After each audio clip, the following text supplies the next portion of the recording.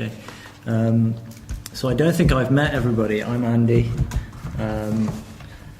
I know, obviously, Maysam. I know Parad and Pari and Omid. I know Masood. I don't think we've met properly. So, okay. Nasim. Okay. So I'm Andy. I think last time you were looking at Joseph. Part 1. Part 1? Yeah, okay. So I think Martin did sort of Genesis chapter 37. Yeah. Was everybody here for that? No, Omid and Pari weren't. Okay. So we'll do just a quick kind of just back up of Genesis chapter 37, just to explain where we've got to. So we're in the story of Joseph. Do you know the story of Joseph at all? Yeah? ما جلسه پیش داستان یوسف رو شروع کردیم ولی قسمت اولش تا جایی که یوسف فروخته شد به دست برادرش و برده شد به مصر. همونجا استوبش کردیم. میگه میدونید چیزی راجع به داستان یوسف؟ Okay.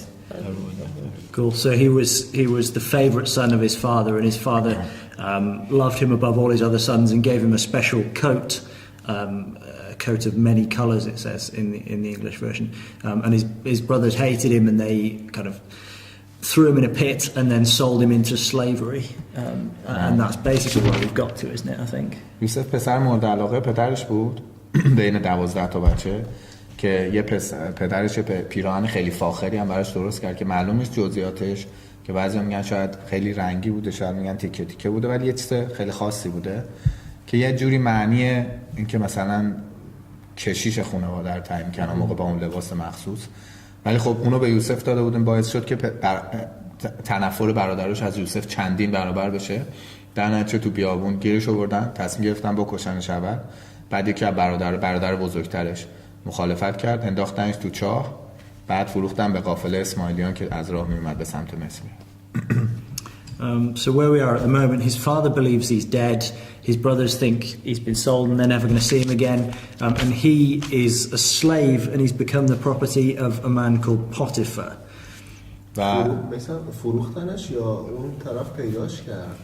تو فیلمی که ما دیدیم اینجوریه که پیداش کرد ولی فروختنش. و اصلا یکی از تشابهات because there was a TV series in Iran and it has been built through the Quran story. Okay. And its different point is here the Bible says that the brothers sold him, but in the film it was somebody found him. Okay. Okay. Accidentally. Okay. So Genesis chapter 37, is very clear that there are some men who are merchants, who are traders, who come along. Genesis chapter 37. I think for 20 silver piece. Yes, and it was. Yeah. They sold. It's the association with Jesus, one of the association with Jesus. Yeah. فروخته شد و این ما جلسه پیش شباهت‌های یوسف و مسیح رو بررسی کردیم که مثلا اون پدرشون خیلی محبوب پدرش بود، عیسی هم محبوب پدرش بود. یکی از شباهتاشون این بود که عیسی مسیح به 30 سکه نقره فروخته شد توسط یهودا اسخریوطی، اینم به 20 سکه نقره فروخته شد. بعد کسی هم که پیشنهاد فروختن شد داد اونم اسمش یهودا بود، برادرش یهودا بود. So if we go, let's go to Genesis chapter 39. That's where the story is up to. 39 و الان تو خونه شخصی به اسم فوتیفاره تو مصر به عنوان برده. پدرش باور کرده که مرده و برادرش هم فکر میکنن دیگه هیچ وقت نبیننش. So Joseph is now a slave. He's gone down to Egypt and he's been sold to a man called Potiphar, who it says he's an officer of Pharaoh. He's a captain of the guard. So basically he's like a general in the army. He's a high up official. که فوتیفار ما میگیم مثلا ارتش بود یا مثلا سرلشکری همچین چیزی، مأمور ویژه خود فرعون بوده و الان تو خونه اون داره زندگی میکنه. And Joseph, because he's an honest man, he's a man that fears God, then he applies himself, he works hard, and because of that then God kind of works with him, and everything that he does kind of increases, everything that he does comes out for the best, and his master can see that. چون یوسف مرد خدا پرستی بود، خدا ترس بود و خیلی صادق بود، دست به هر کاری که میزد خدا کمکش میکرد اون کار به بهترین شکل انجام میشد و هر کاری میکرد تأثیرش چندین برابر میشد رو بقیه. So verse 2 says that the Lord was with Joseph, and it says in the English he was a prosperous man. I don't know how that's translated in Farsi. آیه 2 میگه خدا با یوسف بود، پس اون مردی کامروا شد. Yes, it's prosper means Like rich and you know anything he did that he achieved. Okay. Yeah. Okay. Because in kind of in the version that I have, it's very much the idea of he has possessions, he's rich, which is an odd idea for a slave. معنی پراسپری که دقیقاً کتاب اشاره کرد یعنی کامیاب، به کامیابی رسید.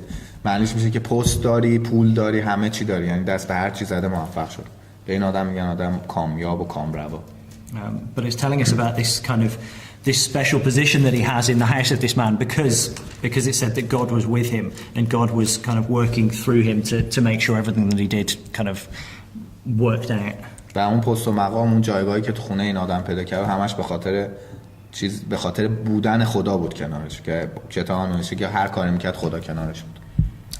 And then so because of the type of person that he is, because he's honest and because he's hardworking, and because he's kind of he shows love to those around him, then his master Potiphar makes him kind of in charge of his entire house. So in verse 5 it says it came to pass from that time that he made him overseer in his house. He made him he was the chief, he was over all the other servants.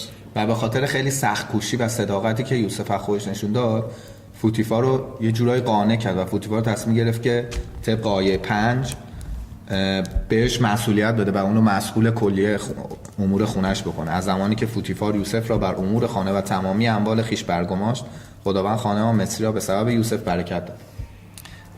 And verse 6 says that his master Potiphar he didn't have any idea what was going on in his house. He left everything to Joseph because he knew that if he left it to Joseph it would be fine, everything would be done. و آیه 6 میگه که همه چی رو فوتیفار 0 تا 100 سپرد دست یوسف و دیگه هیچی اصلا نظری نمیداد، چون 100% مطمئن شده بود که یوسف هر کاری بکنه به نتیجه درست میرسه. So from this point of view, Joseph is almost as a role model. He's somebody that Christians look to and say that we want to be like that. Everything that we do, we have to do as if we were serving God. So he's doing it in the service of this man, Potiphar, but he's kind of applies himself as if he was serving God, so that man looks at him and goes, you know, there's something special about this Joseph. و از نکته مهم تو این وضعیت، تو این جای داستان اینه که تو ظاهر داشتش که خدمت میکرد برای یه مردی و اون برای فوتیفار داشت برای کار میکردن، ولی در واقع کاملا در اختیار خدا بود یوسف. و این خیلی نکته بود که هر کسی که اونو میدید ازش الگو برداری میکرد که میگه چقدر آدم با خداییه و از طریق همین با خدا بودنش بود که به موفقیت رسیده بود. So we read this about Joseph, we read it about David, we read it about other people. It says the Lord was with him, and it's not that just the Lord picked him and said, right, I'm going to be with you and it doesn't matter what you do. The Lord was with him because he was that sort of person. He worked hard and he applied himself. That kind of God didn't just it seems kind of unfair sometimes if you read that, but that wasn't the case at all. It was because of the sort of person that he was that God was with him. و یوسف میدونست، خونده بود راجع به یعقوب، راجع به داوود و همه اینا رو، یعنی خبر داشت راجع به اینا، ولی یه جایی شاید اگه مثلا بخونیم نسبت مثلا مقایسه کنیم به قبلیاشون که خدا قول داده بود که من تو رو انتخاب میکنم، اصلا اینجوری نبود و شاید یه ذره غیر منصفانه باشه.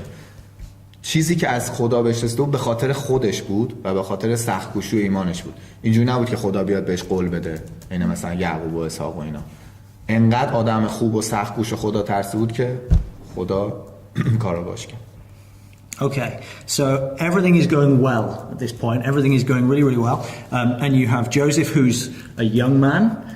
He's a handsome young man. He's attractive. He's strong. He's hardworking. He's intelligent. He's got everything going for him.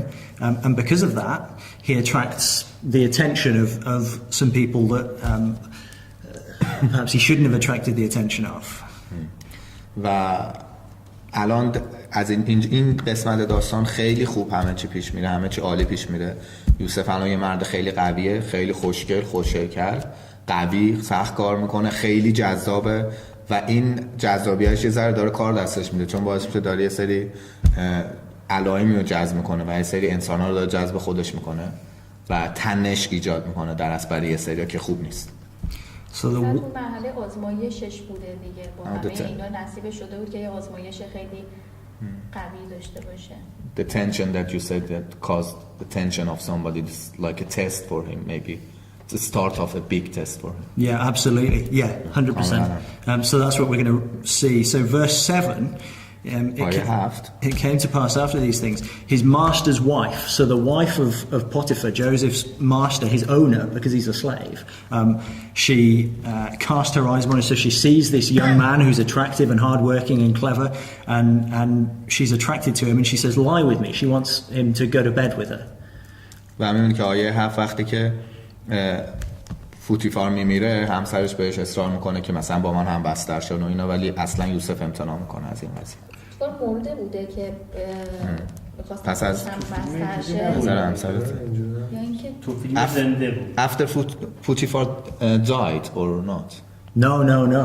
Potiphar is out somewhere. He's a busy man. نه من اشتباه من بوده، نه مرده بوده. من این پس از گذشت و درگذشت دیدم اینجا. چون همسرش اومد به پوتیفار گفت که این آره درست. اسمش چی بود؟ اسم کی؟ همسرش اینجا نیومده. اینکه ما زلیخا رو اصلا من راجبش قبلا صحبت کردم، اینا زلیخا رو نمیدونم.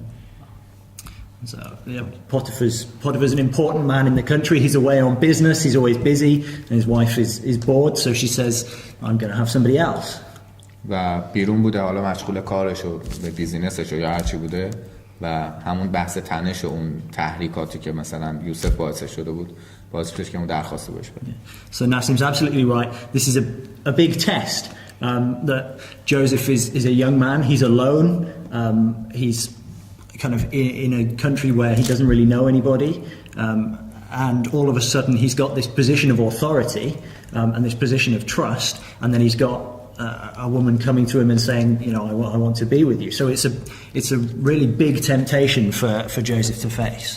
و همونطوری که نسیم گفت کاملا درسته، این یه شروع یه تست خیلی بزرگ بود برای یوسف، اینکه یه آدمی که از بیرون اومده زبون اونا رو هم بلد نیست، با سخت کار کردن به درجه رسیده، قدرت به قدرت رسیده، از همه مهمتر این که و حالا یه مرد تنهاست، اینکه حالا اون زن میاد بهش پیشنهاد میده و این آغاز یه دونه وسوسه بود به نوعی براش. So what's his response going to be? Verse 8, he refused. He says no. و پاسخی که یوسف میده به همسر اربابش اینه که میگه خیر. و آیه 8 میتونیم رو بخونیم.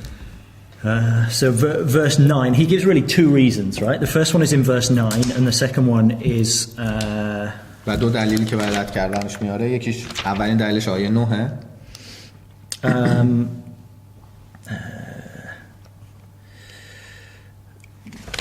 So where's the second one? Yeah, okay, so they're both in verse 9. So the first one is he says, you know, this is, how can I do this great wickedness and sin against God? Like this is completely wrong. How can I do this with the trust that my master has placed in me? And then the other thing that he says is, you know, you're his wife, so how can you do this thing on two counts? We can't do this. It's completely wrong. و دو دلیلش همون در واقع تو دل آیه 9 هستش که یکیش اینه که یوسف بهش میگه که من صاحب قدرت هستم اینجا و همه چی به من اختیار داده به جز همسرشو و این و ضمناً این که این خلاف و دستورات خداست و دومی که تو به عنوان همسرش داری خلاف میکنی و این از دو طرف اشتباهه. So verse 9 said Joseph refused. It was like absolutely clear. And so what happens is she's not put off by that at all. Verse 10, it came to pass she spake to Joseph day by day. Every day she comes and she goes, come on, today. And every day it's a continuing temptation. It's not just once. He's kind of always being pounded by this pressure to give in. و آیه 8 کامل پس کاملا خیلی مطلق امتناع میکنه و نه میگه بهش، ولی این وسوسه و این درخواست این زن همون یه روز نبوده و آیه 9 می نوشته که هر روز این تکرار میشده، هی میرفته جلوی یوسف و میگرفته، هی پیشنهاد میداده و هی یوسف رد میکرده. And this is a picture of what temptation's like. So, like for all of us, it's maybe not the same temptation, but every day there's something, and it'll come along and it'll say, "Come on, let's go and do this thing." And every day there are new temptations or old temptations that come back time and time again. That this is what temptation's like. It's a continual pressure, and it's something that has to be fought against continually. و این یه تصویر خوبی از اینه که بدونی مثلا وسوسه چیه. وسوسه یه چیزی که هر روز میتونه به نام‌های مختلف و تو کیس‌های مختلف سراغت بیاد و هی بخواد در راه به درد کنه و وظیفه ما که جلوش در بیاد. And sometimes, if there's continuous pressure and people keep coming and saying, let's do this, the first time you say no, and then the second time you say no, and then the second time you say no, and then the next time you say maybe, and you get worn down and you give in to pressure. But that's not what Joseph does at all. Joseph, it says verse 10, he didn't listen to her. He was just not interested at all. و این وسوسه ممکنه تأثیرشو بذاره رو ما. اینکه یکی بیاد شما رو دعوت به کار بد بکنه، بعد روز اول میگید نه من این کارو انجام نمیدم، بعد روز دوم میگید نه، روز سوم ممکنه بگید نه، آره، بعد روز چهارم ممکنه بگید حالا امتحان کنیم ببینیم چی میشه. ولی یوسف اصلا تو آیه 10 داریم میخونیم که اصلا گوش نمیداده به این آدم. یعنی که صرفا میومد حرفشو میزد ولی اصلا گوش نمیداده بهش. And that's the only way to make sure that there's no risk. You just you put it completely out of your mind, and he says, you know, I'm not interested at all, and he doesn't even entertain the idea, because once you start to even think about it, then it grows and it grows and it becomes a problem. و این وضعیتی نیست که بخوای اصلا یه ذرهشو مثلا یه ذره قبول کنی یا نکنی، مطلق بعد این شرایط آدم رد کنه، کاری که دقیقاً یوسف کرد، چون اگه تو ذهن بمونه کم کم رشد پیدا میکنه این وسوسه و در نهایت منجر به گناه میشه. جزء تستایی هم بوده که خیلی یعنی وحشتناک بوده. قطعاً هر کسی بوده چون به مرور هم تکرار شده بوده قطعاً. Because it happened continuously and it was very hard, you know, situation, and Joseph did the best. Yeah, absolutely. So he did absolutely the best thing that he could have done. Because as you said, when it's repeated, you know, you can. Yeah. So he does the best thing that he can, and we don't know. That I think probably deliberately it doesn't tell us how long this went on for. So maybe it was, 4 days, maybe it was a week, maybe it was a month, maybe it was 6 months. We don't know. و دقیق اینجا حالا ننوشته که چقدر این طول کشید. شاید 5 روز، شاید یه هفته اومده، شاید یه ماه، شاید 6 ماه. این هی اومده سر راهش قرار گرفته. ولی کلا اگه تکرار بشه خیلی سخت آدم عین روز اول مقاومت کنه. And every day he just said no, I'm not interested, and he went on and he did what he knew he was supposed to be doing. So in the end she sets him up. Yeah, you know that phrase, yeah? Verse 11, Joseph was in the house kind of doing the work that he needed to do, and she picked a time when there was nobody else in the house, and she finds him and she corners him.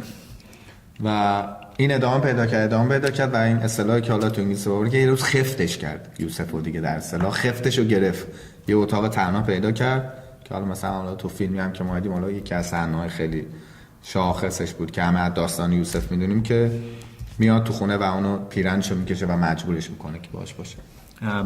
And she corners him and she takes hold of his I guess it's like a robe they would have worn. Yeah, you're probably more familiar with it than we are in this country. But he's got this robe on, and she takes hold of it, and he says no, and he tries to get out, and she pulls the robe off him, and he just has to run away without his robe on. I guess maybe he would have had something on underneath, but he's not got it. That's his main garment that's now gone. She's taken it off him.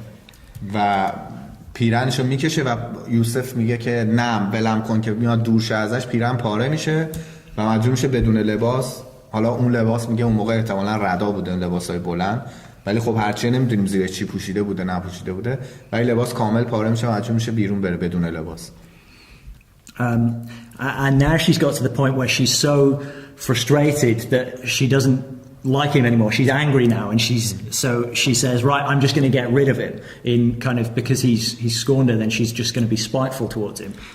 و دیگه اینجا به یه جایی میرسه که دیگه وقتی این زورش نمیرسه حسش عوض میشه و تصمیم میگیره تو ذهنش که از دست یوسف خلاص شه، چون بودن یوسف تو اون لحظه دیگه غیر قابل تحمل بوده براش و میگه حالا که این با من کنار نمیاد، من باید اینو تلافی کنم و یه کاری کنم این دیگه جلوی چشم من نباشه. So she calls for all the other servants. She like screams at the top of her voice, and she calls them all in, and she says, effectively, she accuses him of doing exactly what he refused to do. She turns the tables completely. و کاملا داستان رو عوض میکنه و شروع میکنه داد و بیداد کردن و به همه دقیقا داستان رو برعکس میگه و متهم میکنه دقیقا یوسف رو به کاری که خود یوسف رد کرده بود. She says, you know, he tried to force me. And she says, it's very interesting because she's an Egyptian and her husband's an Egyptian, and probably most of the other people of the household would all have been Egyptians. And she says in verse 14, she calls to the men of the house and she speaks to them and says, see, he, and he is our master Potiphar, he has brought in a Hebrew to us. So she doesn't say, you know, that man that he brought in. She says that Hebrew, that he's different to us. And he's come in, he's a stranger, he's different to us. We need to be together against him. و اینکه حالا احتمالاً حالا خودش زنش که 100% مصری بوده، خود فوتیفار مصری بوده و احتمالاً تمام خادم‌ها و نوکرای خونه مصری بودن احتمال زیاد. ولی نکته‌ای که هست موقعی که میخواد به اونا داد و بیداد کنه و اعلام کنه که این خواسته به من حمله کنه، میگه که خدمتکاران را صدا زد و به آنان گفت بنگرید این عبرانی را نزد ما آورده تا ریشخندمان کند. یعنی اینکه اینجوری تحریک میکنه اطرافیانو که این همجنس ما نیست، این عبرانیه، ما مصریم، پس همه با هم باشیم علیه این. And so she pretends that he's tried to force her, and she holds onto the garment as evidence. It says verse 16, she holds onto the robe and she waits for Potiphar to come home, for her husband to come home. و اون جامعه رو آیه 16 نوشته که لباس یوسف هم میشه خودش نگه داشت تا همسرش خونه بیاد و بتونه دوباره ثابت کنه این قضیه رو.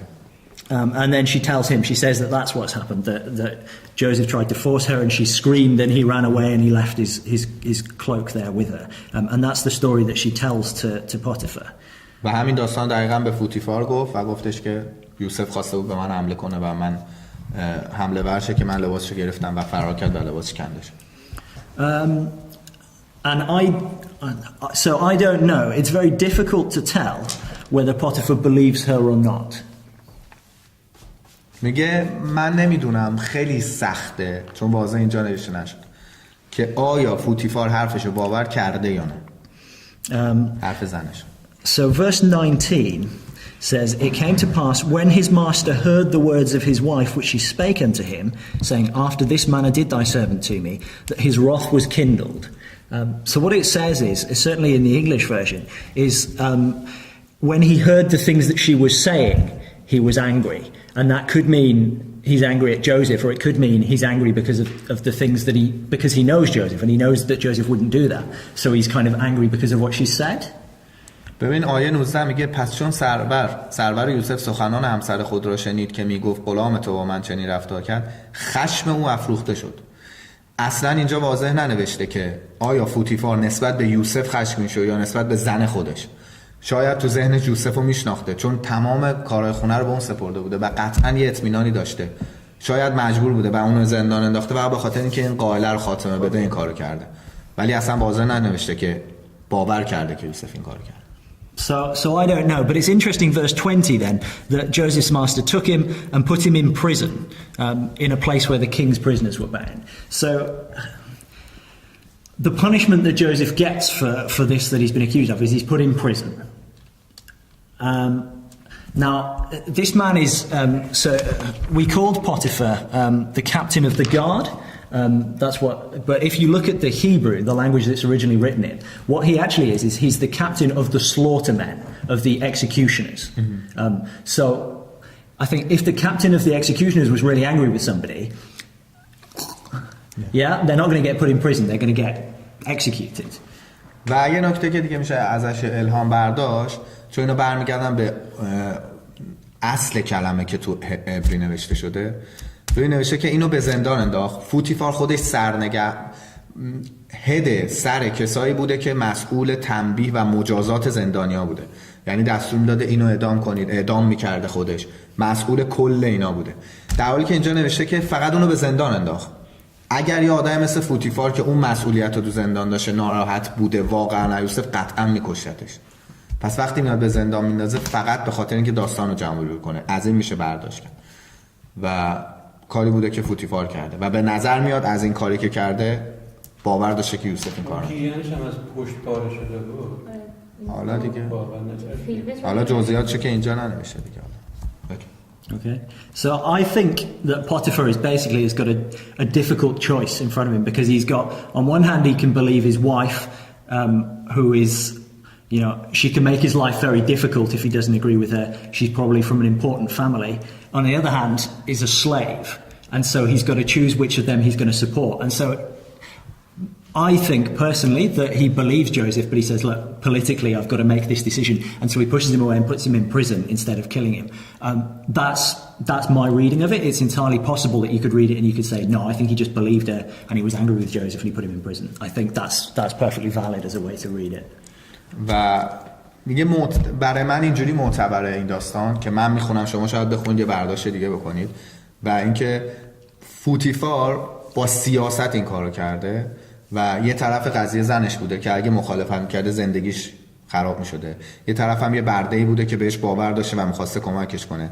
یعنی یه جورایی گیر بوده این وسط و می‌خواسته این وضعیت خلاص شه و با سیاستش این کارو کرده و قلباً قبول نداشته که یوسف این کارو کرد.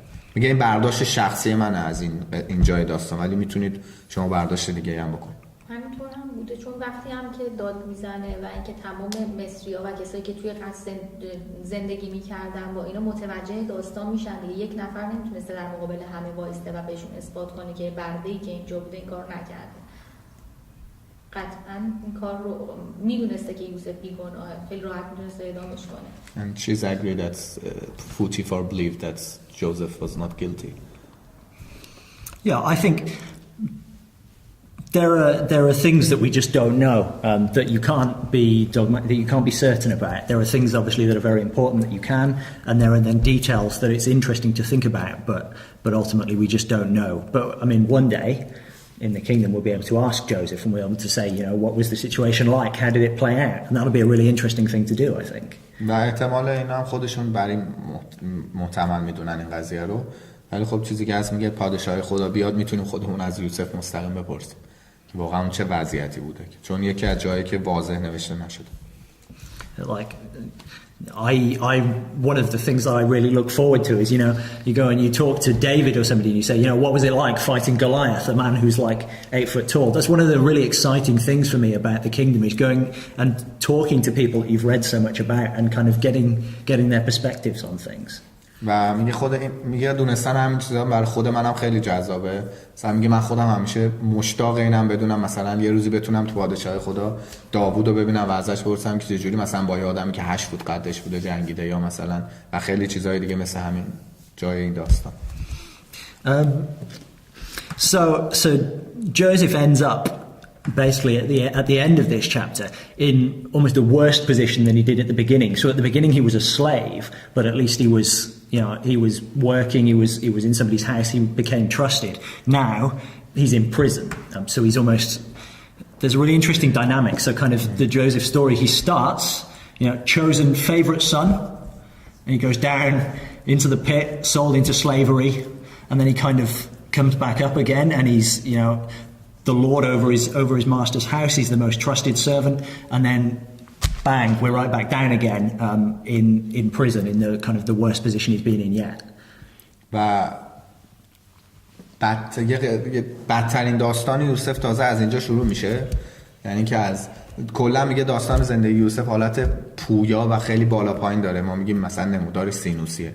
از یه جای زندگی شروع شد که اومد مورد علاقه پدرش بود، بعد رفت پایین، به چاه افتاد، برادرش به عنوان برده فروختن، دوباره اومد بالا شد، همه کاره اون خونه پست گرفت، مقام گرفت، حالا دوباره رفته تو زندان و دوباره شروع یه شرایط بدتر براش.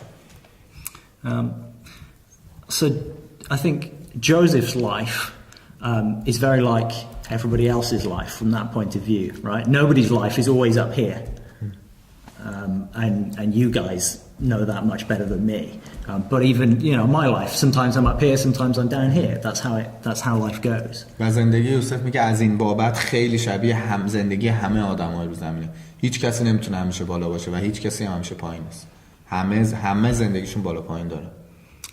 But the interesting thing is that the points where he's really low. So when he's first sold as a slave, when he first kind of goes to work for Potiphar, verse 2 of this chapter, The Lord was with Joseph. And verse 3, his master saw that the Lord was with him.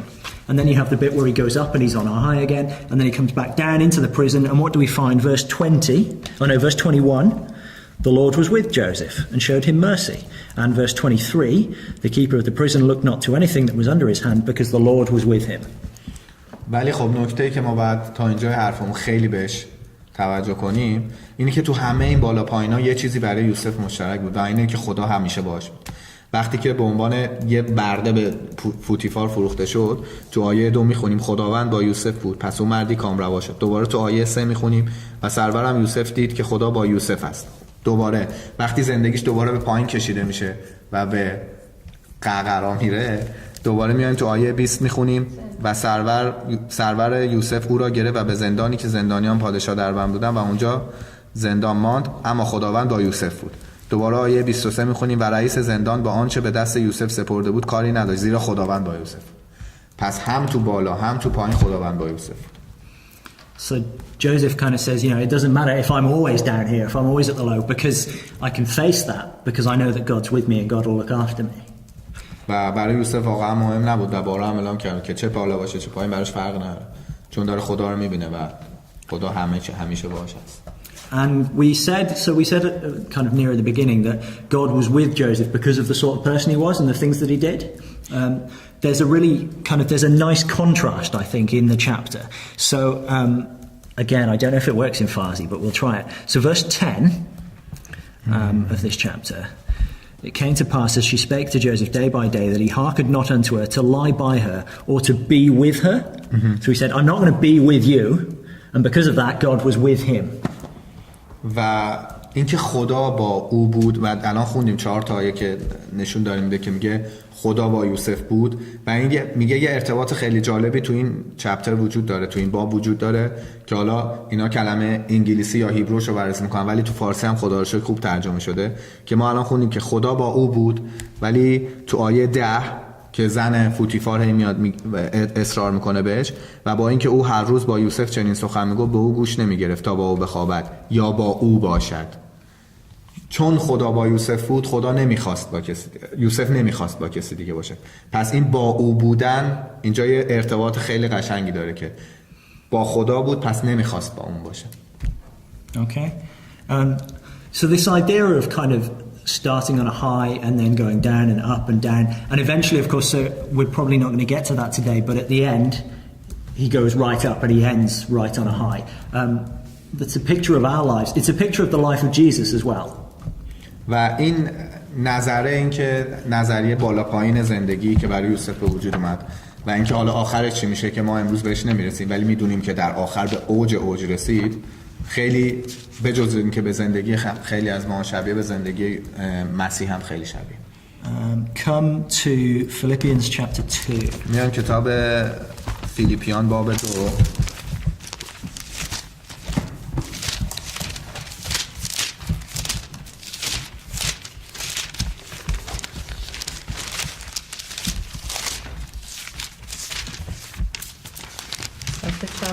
الان میرم کتاب این ته کوچیکه میشه صفحه 1533.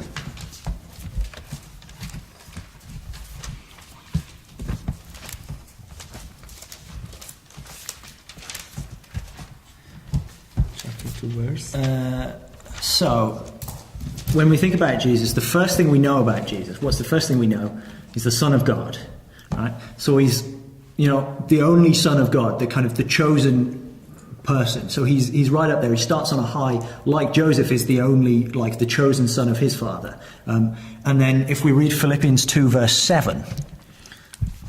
وقتی راجع به مسیح میخوایم صحبت کنیم اولین چیزی که بهش میرسیم میگیم مسیح پسر خداست. یعنی یه پسر انتخاب شده، تنها انتخاب شده خدا. پس از یه وضعیت خیلی خوب مسیح شروع کرد، مثل یوسف که دردونه باباش بود. دقیقا مسیح هم اصلا اونجا شروع کرد، دقیقا انتخاب شده و دوست، یعنی عشق باباش بود دیگه یه جورایی ما میگیم. ولی وقتی میایم آیه 7 رو میخونیم Just 7 بلکه خود را خالی کرد و ذات غلام پذیرفته به شباهت آدمیان در That's it. It's very small in Farsi. Just 7. Yeah. Yeah. So, the Son of God, you might expect him to come as a king or kind of come in glory. But Philippians says, no, he comes as a servant. He humbles himself. He comes kind of, he goes right down to kind of the lowest point. And verse 8 then, being found in fashion as a man, he humbled himself, became obedient unto death. Kind of lower even than Joseph. He goes down to the very lowest point for us. و اینکه وقتی صحبت از اینکه میکنیم که پسر خدای یا مثلا عزیز دور بعد توقع داشته باشیم که به پادشاهی برسه یا یه جای خیلی بزرگ تو زندگیش برسه، ولی تو آیه 7 میگیم خودشو فروتن کرد، خودشو خار ساخت و حتی تو آیه 8 میخونیم که تا حد مرگ خودشو خار کرد برای ما.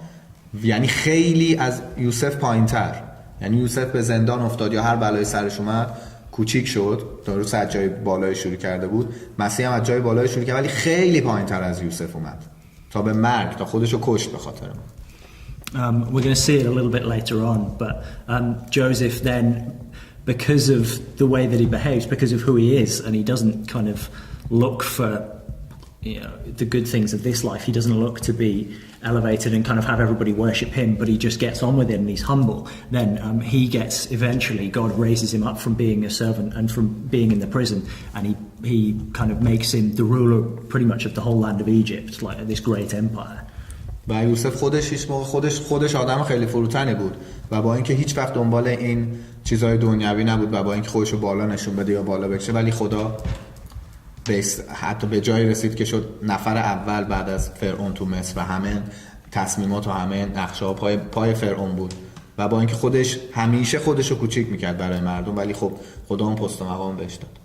And so that's a picture of the work of Jesus, that Jesus, because he was prepared to humble himself and even die for us, then because of what he did, God raised him up from that to glory. And so what I'd like to do is just read from verse 7 all the way through to like verse 11 and think about the contrast between the way he starts and the way he ends. و 7 تا 11 رو می‌خوایم بخونیم، ولی با این دید که شما بتونید با این آیه این ارتباط رو برای خودتون برقرار کنید که یوسف از یه جای بالا شروع کرد و مسیح هم از یه جای بالا شروع کرد و جفت اینا پایین کشیده شدن و به خاطر اون فروتنی که داشتن و به خاطر اینکه خودشونو خوار کردن، خدا مسیح رو هم مرگ بلند کرد و خدا یوسف رو به بزرگ مصر تبدیل کرد.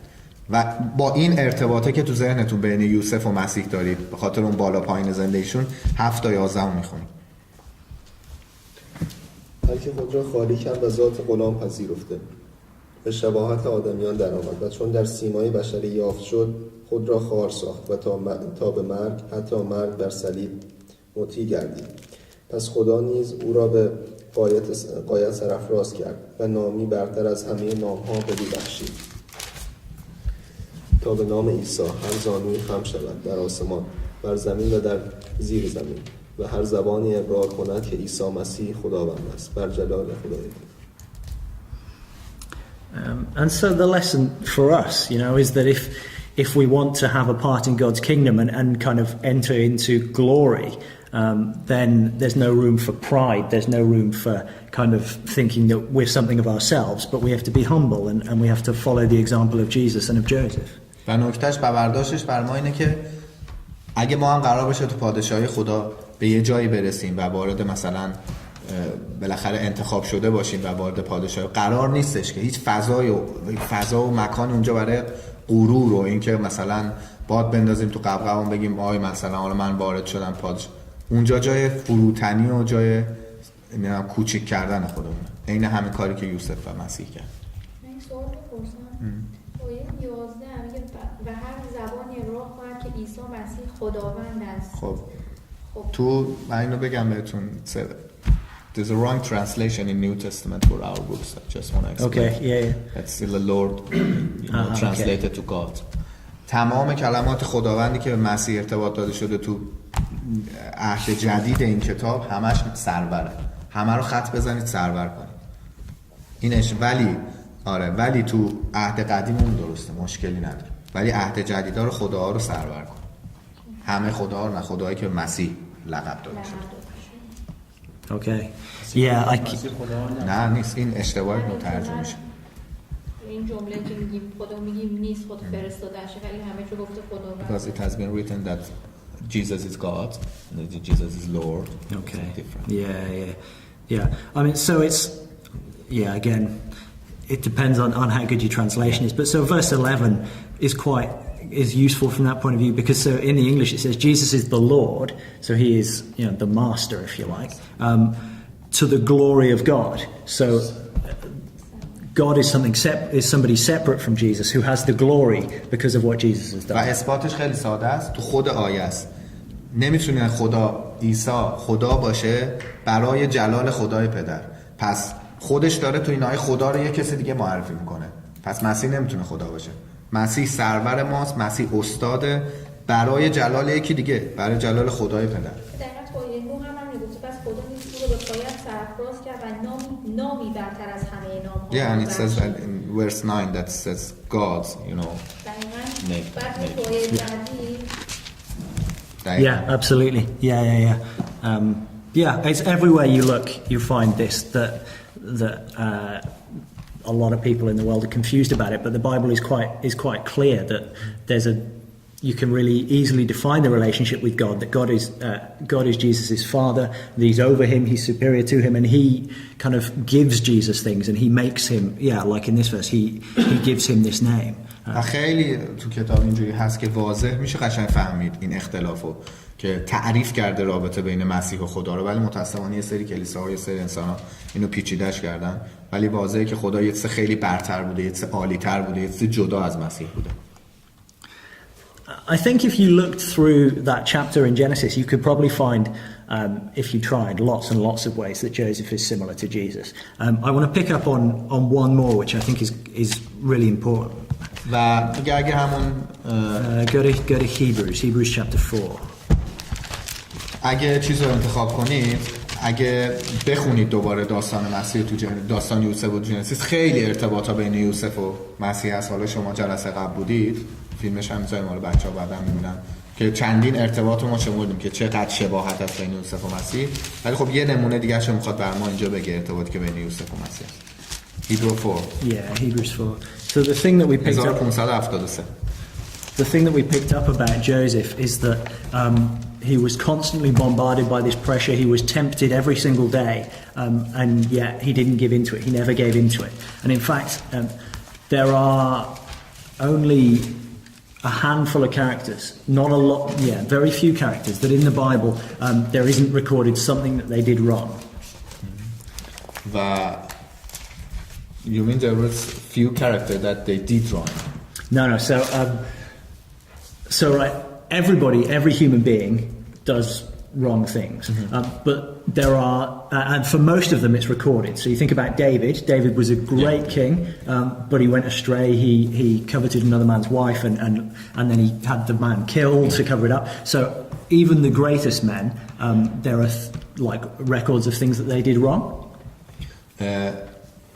خیلی یوسف اینکه تو کل کتاب مقدس همه آدمای بزرگی هم که راجبش نوشته شده، مثلا داوود که خیلی آدم بزرگی بود، میدونید که داستان خیلی بدی که راجب داوود هست اینه که از زن یکی خوشش میاد میره مرده رو میکشه تا با زنه باشه. و راجب همه شخصیت، حالا یعقوب بوده، اسحاق بوده یا هر کی، چیزای بدشون هم ضبط شده تو کتاب مقدس.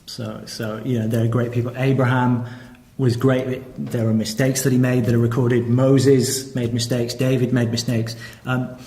Joseph, he was a man. He must have made mistakes. We can absolutely say that he did. And he died. He was immortal and he died as a consequence of the mistakes that he'd made.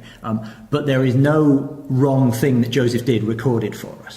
و خیلی جالب، من خودم مثلا تا حالا به این نکته اصلا کسی به من اشاره نکرده بود، اینکه برای موسی اشتباهاتش نوشته شده، برای ابراهیم نوشته شده، برای داوود نوشته شده اشتباهاتی که کردن، و قطعا یوسف هم اشتباه کرده تو زندگیش که به مرگ دچار شده. اگه اشتباه نمیکرد، گناه نمیکرد، که عین مسیح از مرگ بلند میشه، چون عاقبت گناه مرگه دیگه، اینو همه میدونیم.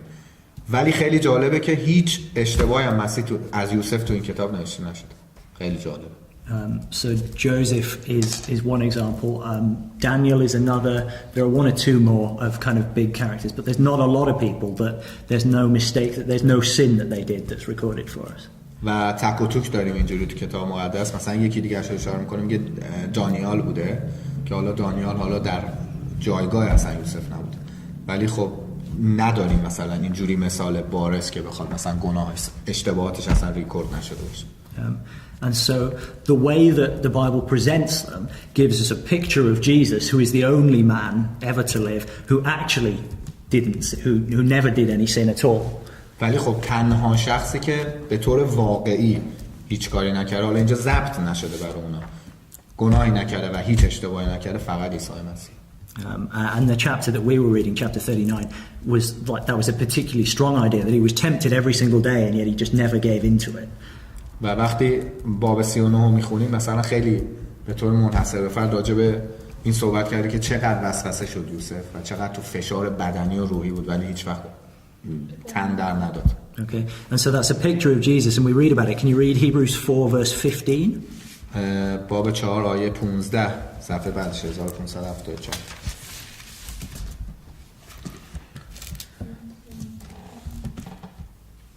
زیرا کهنه از ما چنان نیست که نتواند با ضعف‌های ما همدردی کند، بلکه کسی است که از هر حیث همچون ما وسوسه شده است بدون اینکه گناه کند. Yeah, so it says, you know, Jesus was like us. It says in all points tempted like we are. So in every way that we could conceive of that we've been tested, he was tested like that. و نوشته شده که به هر طریقی که ماها الان میتونیم وسوسه شیم مسیح شد و ولی کم در نداد. And if you think about the tests that Jesus had, he was probably tempted far more than we are. If you think about like when he has, so let's go to Matthew 4 just to think about these, right? بریم متی باب 4 میگه که وسوسه‌هایی که مسیح شد خیلی سخت‌تر و بالاتر از وسوسه‌هایی که ما تو زندگیمون میشه. So Matthew chapter 4, Jesus is in the wilderness. This is a famous passage about him being tempted. و همون آزمایش معروف مسیح که توسط شیطان تو صحرا و بیابون میشه. So Matthew chapter 4, verse 3. آیه 3.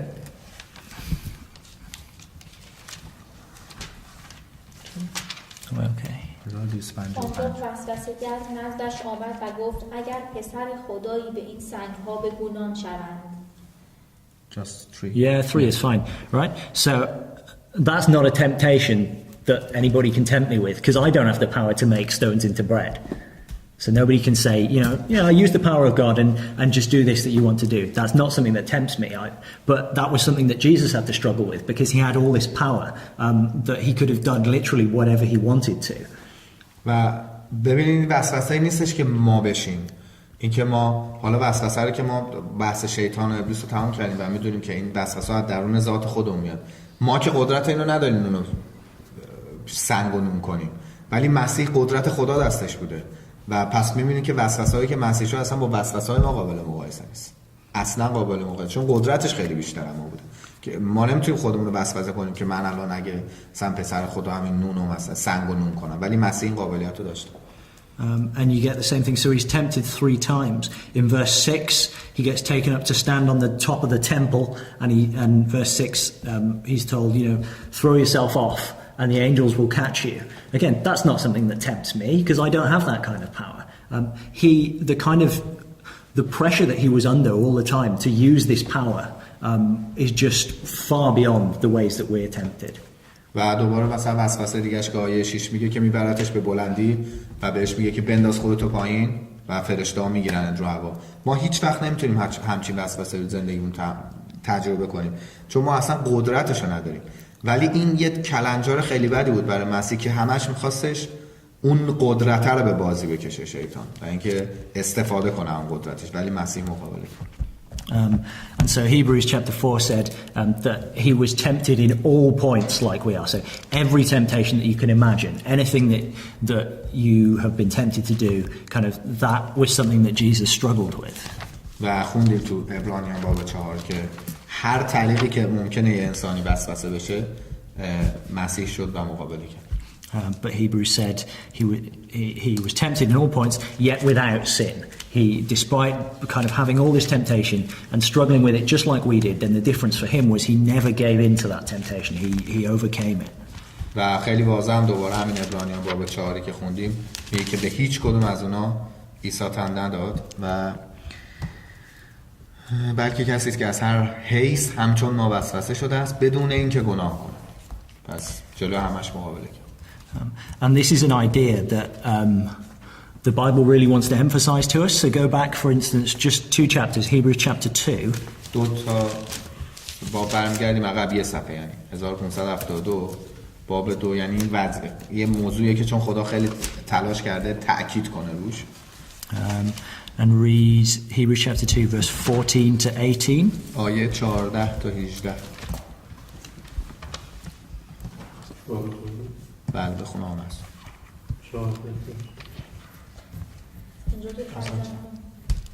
از آنجا که فرزندان از جسم و خون و برخوردارند او نیز در اینها سهیم شد تا با مرگ خود صاحب قدرت مرگ یعنی ابلیس را به زیر کشد و آنان را که همه عمر در بندگی ترس از مرگ به سر برده اند آزاد سازد. زیرا مسلم است که او نه فرشتگان بلکه نسل ابراهیم را یاری می‌دهد. از همین رو لازم بود از هر حیث همانند برادران خود شود تا بتواند در مقام کاهن اعظمی رحیم و امین در خدمت خدا باشد و برای گناهان قوم کفاره کند، چون از او خود هنگامی که آزمود شد رنج کشید قادر است آنان را که آزموده میشوند یاری رساند.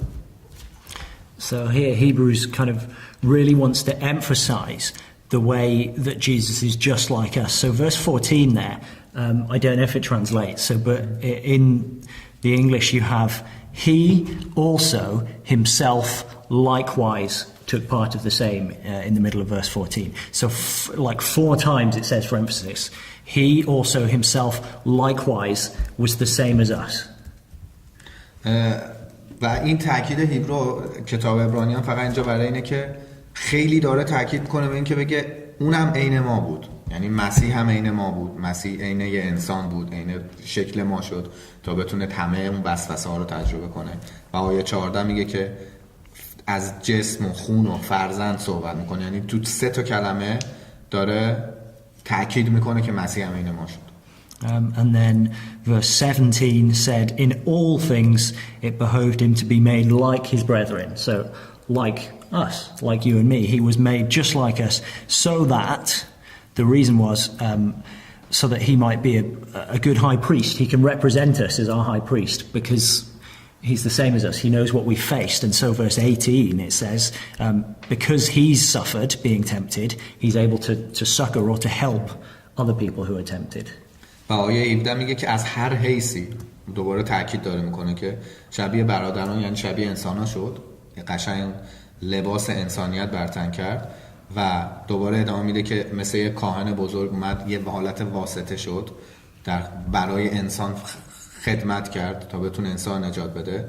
و اینکه چون خودش، آیه آخر 18 میگه چون خودش همه جوره وسوسه شد میتونه ما رو تو وسوسه ها کمک کنه.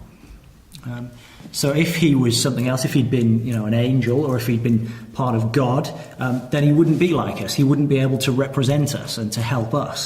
But because he's like us, then his death is effective to help us and to save us, and he can work for us. پس اگه مسیح فرشته بود، اگه مسیح قسمتی از خدا بود یا خود خدا بود یا هر چیزی غیر انسان بود، هیچ وقت نمیتونست ما را این انسان درک کنه. پس این تأکیدی که شده فقط خیلی واضح داره میگه که مسیح نمیتونه هیچ جور خدا باشه. پس دقیقاً عین ما بوده تا تونست ما رو حس کنه و چی لازم داریم به اون بده. But if he'd been just like us and he'd sinned, then he would have died, and that would have been the end of it, because he would have deserved that death. But because he didn't sin, he didn't deserve death, he was able to defeat death. He was raised out of it, he overcame it. He defeated sin, and he defeated death, which is the consequence of sin. And so if we kind of associate ourselves with him, then by God's grace, then we have the opportunity to be a part of that as well.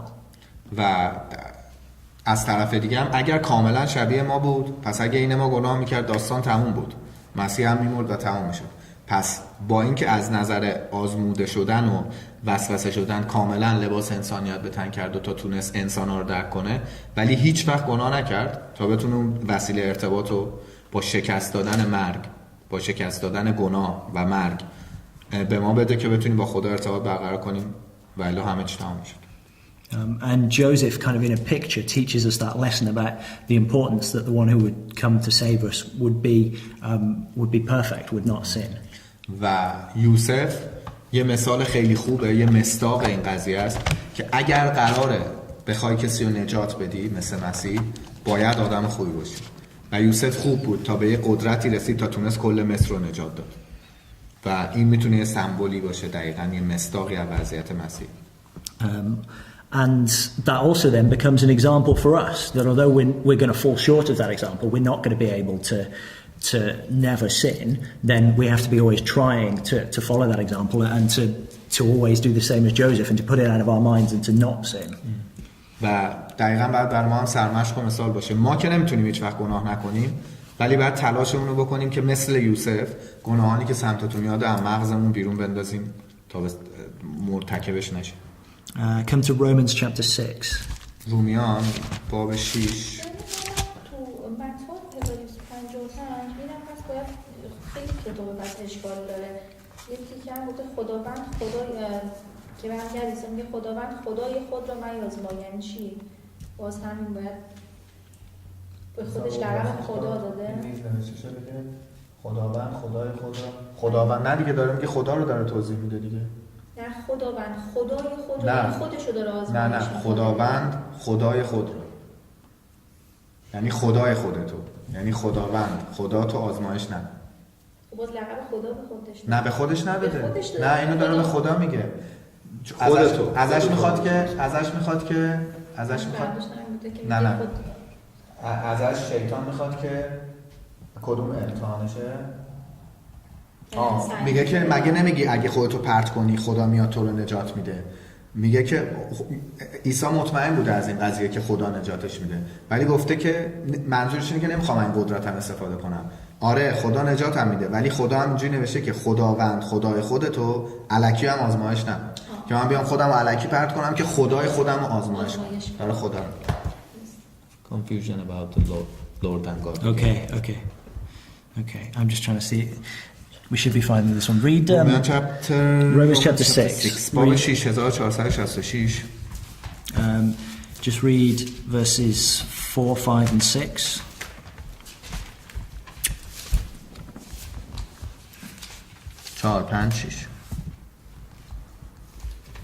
پس با تعمید یافتن در مرگ با او دفن شدیم تا همان گونه که مسیح به وسیله جلال پدر از مردگان برخیزانیده شد، ما نیز در زندگی نوینی گام برداریم. پس اگر در مرگ همچون مرگ او با وی یگانه شده ایم، به یقین در رستاخیزی همچون رستاخیز او نیز با او یگانه خواهیم بود. زیرا می‌دانیم آن انسان قدیم که ما بودیم با او بر صلیب شد تا پیکر گناه درگذرد و دیگر گناه را بندگی نکنیم. So this is talking about the way in which people who want to follow Jesus have to behave. So it talks about baptism as kind of a necessary step for following Jesus. The first thing that you have to do if you're going to follow him is to be baptized. But then it talks about after that as well. و این راجع به راهی که برای پیروی از مسیح ما باید انتخاب کنیم داره صحبت میکنه که یعنی باید چیکار کنیم تا بتونیم پیرو مسیح باشیم. و اولین شرطی که داره برای این قضیه میذاره اینه که اول باید غسل بشیم. بعد در ادامهش دوباره چیزایی رو میگه، شرطایی رو میذاره. And it talks about baptism as a picture of death. So when we talk about baptism, we have to understand that the New Testament, when it talks about baptism, it always means fully immersing somebody in water, completely covering them in water. بعدتون باشه که تو عهد جدید هر موقع داره راجع به غسل صحبت میکنه، یعنی که داره تصویری از مرگ نمایان میکنه. چون غسل بیانگر و تصویر کشاننده مرگ و زنده شدنه و منظورش اینه که کامل بری تو آب بیای بیرون. هر جا تو عهد جدید داره صحبت میکنه، نه غسلی که کلیساهای دیگه یا جای دیگه انجام میدن قطره میچکنن رو سر کسی یا چی، چون داری با غسل نشون میدی که من میمیرم و دوباره زنده میشم و موقعی که میمیری میری تو قبر کامل. پس این نماینگر همونه و باید کامل بری تو آب دوباره بیای بیرون. And Romans 6 here talked about kind of that as a picture of death. So going down into the water is like dying, like going into the grave, and coming up out of the water again is like being raised to life again. و همینجوری که داره میگه و من الان دوباره گفتم وقتی میری تو آب یعنی مردی و وقتی که از آب میای بیرون یعنی که دوباره از مرگ برخیزانیده شدی. So the old person, the person that committed sins, is dead, is gone, and the person that comes up out of the water is in effect, not really, but is in effect a new person. And so the end of verse 4 said that you have to walk in newness of life. You have to have kind of a new life, a new way of walking before God. و اون آدم قبلی که به خاطر گناهاش یعنی میمیره وقتی داخل آب میشه برمیگردونه که اون آدم قبلی که گناه کرد مرد و حالا یه آدم جدید متولد شد وقتی از آب میاد بیرون. و مهم اینه که ادامه اون زندگی اینه که ادامه رو باشه و بتونه. تو آیه 7 میگه که چون آنکه مرده است از گناه آزاد شده است. پس دیگه یه انسان جدید متولد میشه و باید سعی کنه که دیگه گناه نکنه. And verse 7 kind of uses the idea almost of sin as a king, like reigning over us. And he says once you've gone down into baptism and you've died to that, then it says verse 7 that he that is dead, he who's died in a figure, who's been baptized, is freed from sin. You know, sin's not your king anymore. Now Jesus is your king. And so you're not going to serve sin. You're not going to keep sinning all the time. و اصطلاحی که به کار برده تو آیه میگه از گناه آزاد شده. یعنی اینکه مثلا اینه که مثلا گناه میگه گناه بعد مثلا شاه باشه یا فرمانده یا پادشاهی باشه که تو بندش بودی حالا آزاد شد و داره از اصطلاح آزاد شدن به کار میبره. یعنی که دیگه بعدش دیگه فقط بعد مسیح همه چیز تو باشه و شاه پادشاه تو باشه که تو اونو خدمت کنی، نه دیگه گناه رو خدمت کنی، چون از گناه دیگه آزاد شدی و بنده گناه بودیم در اصل. So baptism isn't just, you know, some magical thing that happens and then no matter what happens after you're saved. This is talking about baptism as the beginning of an entirely new life, and that after baptism then you have to live following the example of Joseph and the example of Jesus, not sinning. That it's the beginning of a process. و این غسل این نیست که چون این سری کلیسا تا دارم یه چیز جادویی نیست که خیال کنید مثلا چون میری تو آب غسل میشی میای دیگه گناه نمی‌کنید و آدم دیگه‌ای میشید. هیچی نیست، فقط غسل شروع یه پروسه جدیده برای اینکه تلاش کنیم تو سرتاسر زندگیمون پیرو مثال‌های مثل یوسف و مسیح باشیم. Okay. So that's a lot of kind of ideas that come out of Genesis chapter 39. I guess this is probably a good point to maybe discuss and see if there are things that we want clarified or if there are questions that we have, and we'll try and cover those because we've not got a huge amount of time, but if people have more questions then. چون میگه آیه باب 39 جنسیس پیدایش خیلی حرف برای گفتن داره و خیلی ارتباط هست بین یوسف و مسیح و زمانش اصلا نمیکشه که بخوایم بررسی کنیم.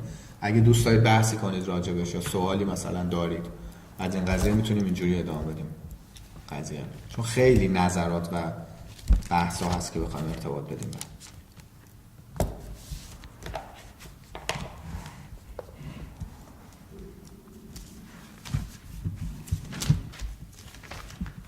He always has questions. Always. تو همیشه سوال داری.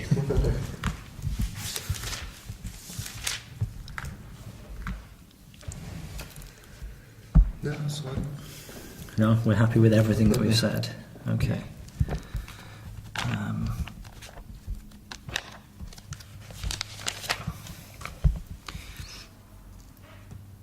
اون موقع تو مصر مردمش چی رو میپرستیدن؟ چه دینی داشتن؟ چی داشتن اصلا؟ What was the religion in that time In Egypt. The Egyptians had hundreds, maybe thousands of gods. صدها بلکه هزاران خدا داشتن در نظام مصر. God of the cows, the God of the sun, the God of the river, the God of the water, the God of the خدای grass. خدای گاو، خدای نمیدونم خورشید، خدای آسمان. Yeah, they believed in lots and lots of gods. They believed, I think, in they had this cool thing where when you died, there was an animal that comes along that's like its back part is a hippo, and its middle part is a lion, and its front end is a crocodile, and it takes your heart and it weighs your heart on a scales. And if you're a good person, your heart weighs less than a feather, and you go to, I don't know, whatever good place. And if you're a bad person, your heart weighs more than a feather, and you get eaten by, maybe the animal, I think the crocodile animal eats you. It's like fantastic. اصلا یه اعتقادات میگه خیلی خنده‌دار و خیلی جالبی داشتن که مثلا معتقد بودن بدنت 3 شکل از 3 حیوان میشه، مثلا کروکودیل یا مثلا آره، که بعد میری مثلا میمیری اون دنیا وزن قلبتو اندازه میگیرن. اگه وزن قلبت نمیدونم از کارهایی که کردی یه معیارهای خاصی داشتن، بعد اگه قلبت سنگین تر باشه میری جای خوب، قلبت سبک تر باشه هم کروکودیل میخوره. یه تفکرات خیلی عجیب غریبی داشتن اصلا. Yeah, I don't know where that comes from, but نمیدونم اصلا کجا اومده این حرفا. they had lots of gods and goddesses who had kind of human bodies and then the heads of lots of different animals. و میگه که مثلا به عنوان انسان مثلا بدنش انسان بود ولی کلش مثلا یه حیوانه دیگه. میگم آخر انداختنش داخل چای یا نه انداختنش؟ کی رو؟ یوسف. کی کجا؟ موقعی که میخواستم بفروشنش به به مصریا انداختنش بعد دوباره خودشون آوردنش بالا. نه خود یه قافله میومد. نه آره دیگه آوردنش بالا فروختنش. They put Joseph his brother. اول انداختنش پشیمون شدن. His brothers put Joseph on a bill in the bill and then again put him out and then sold it. Yeah. So first of all they say let's kill him, and then some of them say he's our brother, maybe let's not kill him. So they put him in a well while they decide what they're going to do. And then they see some merchants come along and they say, we'll sell him to them. That's kind of the thought process. So that's in Genesis 37. You can read that process. باب 37 تمام این پروسه رو نوشته. که اول که داشت میومد، حالا هفته پیش بررسی کردیم که همون تا نزدیک میشه چون دور میشن برادرها از یعقوب و یعقوب نگران میشه. یوسف رو میفرسته دنبالشون خبر بیاره. چون قبلش هم 2 تا خواب دیده بود یوسف که تعبیرش این بود که همشون بهش یه روزی سجده میکنن و یوسف از همشون برتره. اوج تنفر بودن. وقتی بهش نزدیک گفتن داره میاد بیاید بکشیمش. بعد تا میان یکشون پشیمون میشه بعد میگه بندازیمش تو چاه تا ببینیم چیکار میکنیم. بعد تو چاه که بوده اینا داشتن نوشته که اینا تو چاه داشته یوسف التماس اینا رو میکرده، اینا داشتن غذا میخوردن.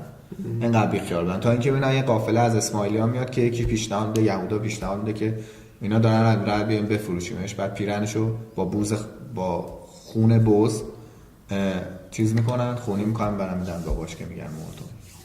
بعد برای چی اینو بیشتر دوست داشته؟ بچه مثلا آخری بوده؟ چون نه بچه آخری بنیامین بوده. آره. چه چیزی مثلا؟ Why Jacob loved Joseph more than others? So there's more than one reason. بیشتر یه دلیل زیادی داره. So Jacob had 2 wives and then he also had 2, I don't know, the English is concubines, like the servants of his wives who also bore children for him. He had one wife who was his favorite, who was the one that he originally wanted, and he was tricked into marrying the other one. Rachel. Yeah. So Rachel was the one that he loved, and then he was tricked into marrying her sister, and then he was able to marry Rachel after. And Rachel was barren, was not able to have children for a long time. So this is his favorite wife, and eventually, after kind of praying, then she is able to have a son, and he is the first son that she has. So she's the first son of his favorite wife, who he thought was probably never going to have children. So that's one reason. یه دلیلش همه اینایی بود که گفت. یه دلیلش اینه که اگه داستان زناش و بچه دار شدنش رو در نظر بگیرید خودتون متوجه میشید چرا بیشتر دوست داشته. 2 تا زن داشته که یادتون باشه زن اولی که گرفت لابان بهش انداخت، یه جورایی دختر بزرگه بود که مورد علاقه یعقوب نبود و 7 سال دیگه دوباره کار کرد راهیل رو گرفت. راهیل نازا بود، از لیح بچه آورده بود 6 تا از خادمای این دوتا هم آورده بود و فقط از راهیل بچه نیاورده بود و یوسف اولین بچه زن مورد علاقهش بود و این یه دلیلشه. خب خود ناخودآگاه محبوب میشه. زنی که فکر می‌کرد اصلا بچه دار نیست، بچه دار نمیشه، یه بچه برش آورد که یوسف بود. The other reason is that certainly when they were younger, none of the other sons were interested in God. So Jacob loved God, and Joseph was the only son really who, right off the bat, was interested in God and wanted to learn about Him. So we loved him for that reason because he had the same faith as him. دلیل دومش تشابه ایمان یوسف با یعقوب بود. هیچ کدوم از برادر دیگه‌اش خدا رو دوست نداشت. اصلا علاقه‌ای به کارهای خداگونه نداشتن. یوسف یکی؟ الان داریم راجع به یعقوب صحبت می‌کنیم. الان یوسف هم پرسم. و اینکه چون پشت باباش بود همیشه و همیشه میومد باهاش یاد میگرفت راجع به خدا، به خاطر این بازم مورد علاقه. And how many wives did Joseph have?